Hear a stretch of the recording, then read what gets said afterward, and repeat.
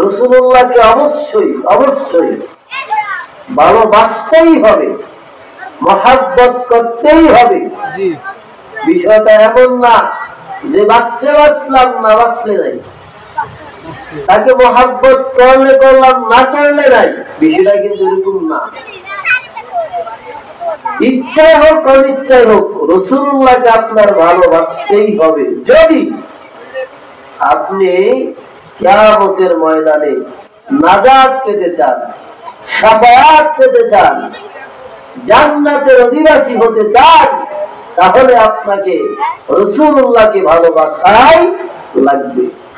রাসূলুল্লাহকে ভালোবাসি, মহব্বত করি, এটা শুধু বারবার গুণগান গাবো রাসূলুল্লাহ আপনাকে ভালোবাসি, মহব্বত করি, হ্যাঁ আমি আপনার প্রেমের ভিখারি, এটা শুধু বললেই ভালোবাসা হয় না।